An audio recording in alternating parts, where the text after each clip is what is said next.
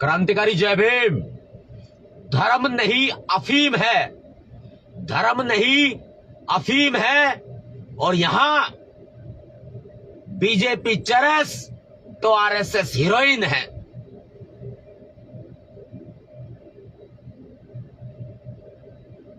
आस्था का सम्मान करते हैं, सभी धर्मों का सम्मान करते हैं, लेकिन अपनी आस्था को, अपने धर्म को आपसे निवेदन करते हैं। आप किसी भी धर्म के व्यक्ति हैं या किसी भी आस्था, किसी में भी आस्था रखते हैं, तो ऐसा मत करो कि वो आस्था और धर्म नासूर बन जाए। आंखें बंद करके किसी के ऊपर भरोसा मत करो, किसी बाबा के ऊपर। वो बाबा तुमको लूटने आए हैं, वो पाखंडी लोग हैं। हाथरस में, जी हां, उत्तर प्रदेश के हाथरस में 121 लोग भगदड़ का शिकार हो गए, सैकड़ों लोग घायल हो गए। भगदड़ का नहीं, एक फर्जी बाबा का शिकार हो गए। मैं उन सभी घायलों के और मृतकों के परिजनों को सांत्वना देता हूं, और जो इस दुनिया में 121 लोग नहीं रहे, मैं उन सभी को हाथ जोड़कर नम आंखों से भावभीनी श्रद्धांजलि अर्पित करता हूं। मैं नवाब सतपाल तंवर घायलों के प्रति अपनी संवेदना प्रकट करते हुए प्रकृति से प्रार्थना करता हूं कि वे जितनी जल्दी हो सके स्वस्थ हो जाएं। और हां, योगी सरकार से मांग करता हूं, पुरजोर मांग करता हूं कि मृतकों के परिजनों को कम से कम 1 करोड़ रुपया और घायलों के परिजनों को कम से कम, घायलों को 50 लाख रुपया आर्थिक मुआवजा दिया जाए। और बड़ा खुलासा करूंगा, एक इतना बड़ा खुलासा करूंगा कि आपके दिमाग की बत्ती हिल जाएगी। अपने दिमाग की बत्ती को हिलाओ। इस पूरे के पूरे घटनाक्रम के पीछे बीजेपी और आरएसएस का बहुत बड़ा षड्यंत्र है। आरोपी भोले बाबा, जिसका नाम सूरजपाल होता है, वह दिल्ली पुलिस का कांस्टेबल होता है और कई मुकदमे रेप के, अश्लीलता फैलाने के, छेड़छाड़ के उसके ऊपर चल रहे होते हैं।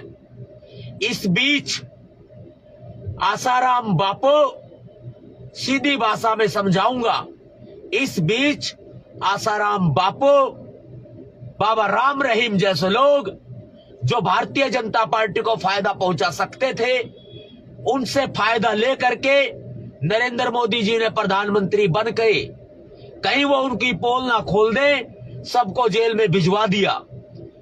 ये जो कर्म और कांड जो कर रहे हैं ना ये बाबा लोग, ये शुरुआत से कर रहे हैं, कभी एक दिन नहीं करते हैं। जब इनका भांडा फूट जाता है तो मीडिया में आ जाता है। अब मैं आपको बताता हूं, बड़ी पते की बात जो है वो ये है कि आसाराम और राम रहीम, इनको तो जेल में डाल दिया। अब बाबा भोलेनाथ जो अपने आप को बताता है और बाबा भोलेनाथ का भी अपमान करता है, क्योंकि वो धर्म के पूजनीय, विशेष धर्म के पूजनीय देवता हैं, हम भी सम्मान करते हैं। अब वो नाम रख के लोगों को मूर्ख बनाने का धंधा शुरू करवाया जाता है, एक पुलिस वाले से शुरू करवाया जाता है। वो शुरू कौन करवाता है? वो शुरू उत्तर प्रदेश के मुख्यमंत्री योगी आदित्यनाथ जी करवाते हैं। ये बात आपको गोदी मीडिया नहीं बताएगा, ये बात सब तक पहुंचाओ, पहुंचाने का काम करो। बिकॉज जो नवाब सतपाल तंवर भीमसेना के प्रमुख आपके सामने खुलासा करने वाले हैं, वो बहुत ही बड़ा खुलासा होगा इस वक्त में। आप समझिए, मेरी बात को समझने की कोशिश कीजिए, अपने दिमाग की बत्ती को हिलाइए। ऐसा होता है कि जिम्मेदारी दी जाती है कि अभी लोकसभा के चुनाव आएंगे, नरेंद्र मोदी जी 400 के पार जाएंगे और उत्तर प्रदेश में ज्यादा से ज्यादा सीटें आएंगी। ऐसे में जब राम रहीम आसाराम फेल हो जाते हैं, तब योगी आदित्यनाथ जी, बीजेपी वाले, आरएसएस वाले, नरेंद्र मोदी जी एक नए बाबा को तैयार करते हैं। इनके लिए एक नया बाबा पैदा हो जाता है। और सबसे बड़ी इस देश में संख्या मूल निवासियों की है, बहुजनों की है। तो इन्हीं बहुजनों में से जाटव जाति के एक व्यक्ति को आरएसएस का मोहरा बनाया जाता है। सूरजपाल उर्फ भोले बाबा की जाति जाटव है, वह अनुसूचित जाति से है। उसको मोहरा बनाया जाता है ताकि ज्यादा से ज्यादा जाटव जाति के लोगों को, विशेषकर उत्तर प्रदेश के लोगों को, उत्तर प्रदेश के जाटव भाइयों को, अनुसूचित जाति के लोगों को शिकार बनाया जा सके।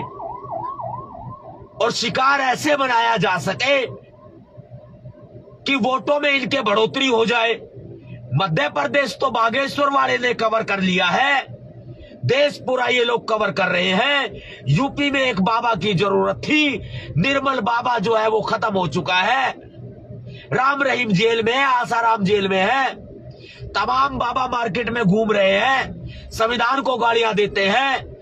ऐसे जाटव जाति के बाबा की जरूरत थी, तो आरएसएस ने एक एजेंट को तैयार किया सूरजपाल के रूप में, और सूरजपाल को पुलिस की नौकरी छुड़वा करके अपराधी व्यक्ति को उसको बाबा बना दिया। अब आपने अखबारों में, टीवी में खबरें देखी होंगी और पढ़ी होंगी कि योगी आदित्यनाथ जी ने चुनाव में अच्छा परिणाम ना मिलने की वजह से सबको फटकार लगाई है।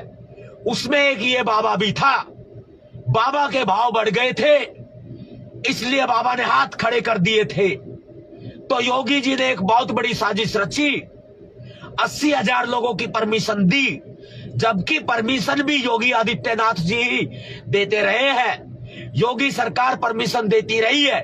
आश्रम बनवाने वाली भी योगी सरकार है। योगी सरकार ने और सेंट्रल गवर्नमेंट ने बाबा को बहुत पैसा दिया है, बहुत फंड दिया है। ऐसे ही पैसा दिया है जैसे बाबा रामदेव को इन्होंने बिजनेसमैन बना दिया, और पतंजलि योग पीठ और बड़े बड़े ट्रस्ट चल रहे हैं। एक बहुत बड़ा खुलासा नवाब सतपाल तंवर आपके सामने ये कर रहा है। जब सारी हवा निकल गई बाबा की, तब इस बाबा को फंसा दिया गया है, लोगों को शिकार बना दिया, मोहरा बना दिया। इस बीजेपी आरएसएस ने इतनी बड़ी चाल चली कि उन लाशों को देखकर बेचारा एक पुलिसकर्मी जिसका नाम रवि था, उसको भी अटैक आ गया। बहुत गलत हुआ है भाई, बहुत गलत हुआ है। 121 लोग चले गए भाई, घायल भी हैं लोग।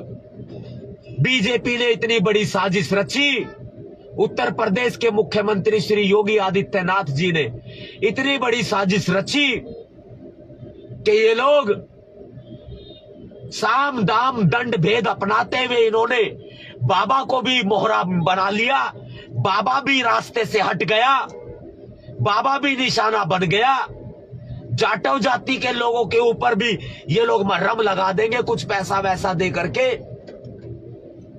बहुत बड़ी बात है सोचने वाली कि भारतीय जनता पार्टी ने आम जनता को भी नहीं बख्शा, नए नए बाबाओं को खड़ा कर रहे हैं। जाटव जाति का होने की वजह से अब और ज्यादा रगड़ा मारा जाएगा।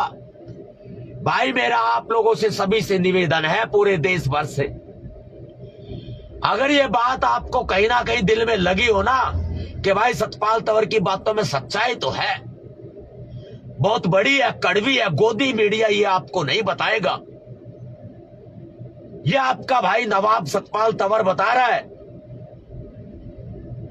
जब यूपी में रिजल्ट अच्छा नहीं आया लोकसभा चुनावों में, जब एक बाबा की बलि चढ़ा दी, 121 लोगों की बलि चढ़ा दी, न जाने कितने घायल है, इतना गिर गई है बीजेपी, इतने गिर गए योगी जी, इतने गिर गई यूपी की सरकार। अरे इतनी गिर गई बीजेपी की सरकार कि तुम लोगों ने 121 लोगों को भी नहीं बख्शा। अरे बाबा की बलि चढ़ानी थी तो वैसे ही चढ़ा देते, कम से कम इन 121 लोगों को तो बख्श देते। क्या हाल होगा उनके घरों पे, आज मातम पसरा होगा भाई। ए बीजेपी वालों, तुम्ही ने तो लाइसेंस दिया था ना बाबा को बाबागिरी करने का, तुम्ही ने लाइसेंस दिया था ना। अरे योगी बाबा जी, अपने जैसे एक बाबा को लाइसेंस तुम्ही ने दिया था ना बाबागिरी करने का। सारे काम योगी जी की नाक के ठीक नीचे होते रहे और अब योगी की पुलिस का डंडा चलेगा, योगी का बुलडोजर चलेगा। ये मीडिया हवा बनाएगी क्योंकि इनको चुनाव जीतना है। ये एक बहुत बड़ी सच्चाई है। ये मीडिया हवा बनाएगी, हवा बच के रहना। और मेरा आप सभी से निवेदन है भाइयों, आस्था रखो, धर्म को भी मानो, लेकिन इतना नहीं कि ये अफीम बन जाए, इतना नहीं कि ये चरस बन जाए, ये गांजा बन जाए। मेरे भाइयों, बीजेपी में तुम आस्था रखते हो ना तो रखो, हमें कोई दिक्कत नहीं। आरएसएस में आस्था रखते हो, रखो, हमें कोई दिक्कत नहीं। और हां, बता देते हैं भैया जी नवाब सतपाल तंवर आपको कि कभी भी आरएसएस और बीजेपी के एजेंट मत बनना। यह मैं अपने जाटो भाइयों से, अपने अनुसूचित जाति जनजाति आदिवासी ओबीसी लोगों से मैं हाथ जोड़कर प्रार्थना करता हूं। बाबा बनो तो आरएसएस के एजेंट मत बनना, नेता बनो तो भी आरएसएस के एजेंट, बीजेपी के एजेंट मत बनना।